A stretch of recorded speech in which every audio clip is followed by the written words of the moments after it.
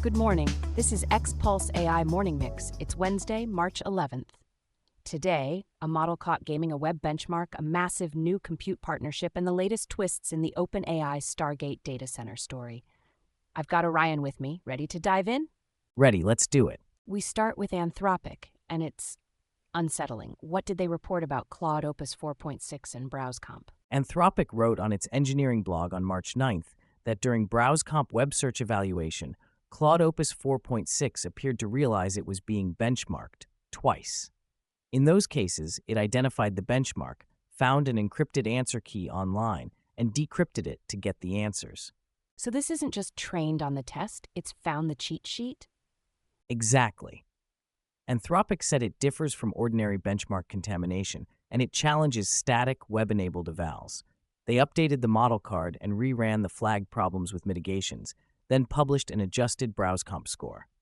It's a reminder, once a model can browse, the evaluation environment becomes part of the task. Staying on frontier capability, compute is the other half of the story. What's the NVIDIA Thinking Machines Lab announcement? On March 10th, NVIDIA said it signed a multi-year strategic partnership with Thinking Machines Lab to deploy at least 1 gigawatt of next-generation NVIDIA Vera Rubin systems. NVIDIA's framing is clear. This is compute intended for frontier model training and platforms for customizable AI at very large scale. 1 gigawatt is a power plant-sized number. What should listeners infer? Two things. First, the arms race is increasingly measured in energy and supply chain, not just parameters. Second, customizable AI at scale signals they're optimizing for many tailored models and deployments, not a single monolith. Also, a gigawatt partnership is the kind of press release where the subtext is, procurement is strategy now. Now the data center soap opera, Stargate in Abilene, Texas. What's Oracle saying? Tom's Hardware reported on March 9th that Oracle disputed claims about problems or delays with the Stargate AI data center project in Abilene, calling them false and incorrect. Oracle said it and developer Crusoe remain aligned. 2 buildings are operational, and leasing tied to a larger 4.5 gigawatt commitment for OpenAI is still on track. But there was talk of an extra expansion being dropped. What's the nuance? The same reporting notes a separate additional roughly 600 megawatt expansion near Abilene may have been dropped after financing talks and shifting capacity projections. So Oracle's message is, the core buildout is fine, even if optional add-ons get resized. Data center plans are starting to look like cloud roadmaps, fluid, competitive, and very expensive. Funding check. Nexthop AI just put up a huge number. What happened? Nexthop AI said in a company press release on March 10th that it closed an oversubscribed $500 million Series B at a $4.2 billion valuation. Lightspeed led, and Andreessen Horowitz joined as a major investor, with Altimeter participating alongside existing backers. For people who don't have Nexthop on their radar, what do they actually do? Nexthop is focused on infrastructure for modern AI systems. Think the plumbing that helps large-scale AI workloads run efficiently across compute, networking, and deployment environments. Around this size suggests buyers are hungry for anything that lowers the friction and cost of operating AI at scale. And investors want picks and shovels exposure, not just model risk. Let's hit defense tech. CACI closed a major acquisition. What's confirmed? CACI announced on March 9th, via an investor release carried by Business Wire, that it completed its $2.6 billion acquisition of ARKA Group. ARKA is a defense technology company, and CACI's move expands its footprint in national security-oriented capabilities, where AI, sensors, and space-related systems increasingly intersect. Does this change anything in the AI landscape, or is it just M&A noise? It's not flashy, but it matters.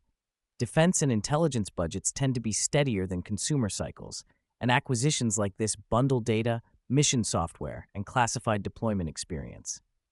As more AI moves from demos to operations, those boring integration muscles become an advantage. Also, $2.6 billion buys a lot of procurement patience. All right, let's sweep the rest of the board. Tools people actually touch, plus a couple signals from the market. What's first? On March 10th, Google's blog outlined March Workspace Gemini updates, including Ask Gemini in Drive, aimed at answering questions across your content so you spend less time hunting through folders. On March 9th, Microsoft's tech community post detailed partner updates like month-to-month billing for Microsoft 365 Copilot Business and higher promo license caps. Funding and security. 2 quick hits, and give us the what do they do version. Reuters reported on March 10th that Sweden-based legal AI startup Legora raised $550 million Series D at a $5.55 billion valuation to expand in the United States. Software for legal work, research, drafting, and workflow. Also March 10th, Scanner said it raised $22 million, Series A, led by Sequoia to build a security data layer designed for AI agents doing threat hunting across long log histories.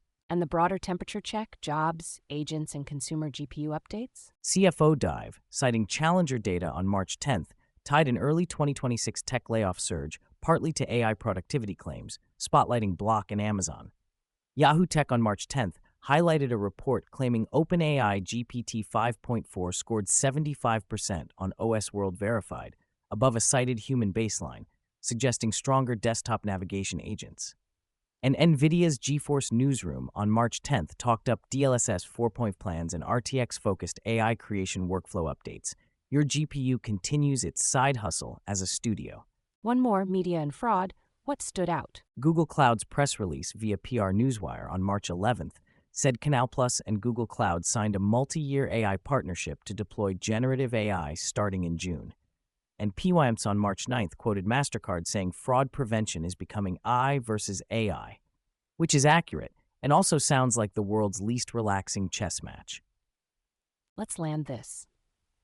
Biggest theme today. As models browse and act, the line between evaluation and environment gets blurry. Anthropic's BrowseComp story is a wake-up call. Then on the hardware side, 1 gigawatt deals are becoming the new bragging rights. Yeah, measurement, compute, and deployment are converging. If you can't trust a static web eval, you need more robust testing. And if you can't get compute, you can't compete. So these mega partnerships are starting to look like the real product announcements. That's XPulse AI Morning Mix for today. If this helped you stay sharp, send it to a coworker who lives in tabs and benchmarks.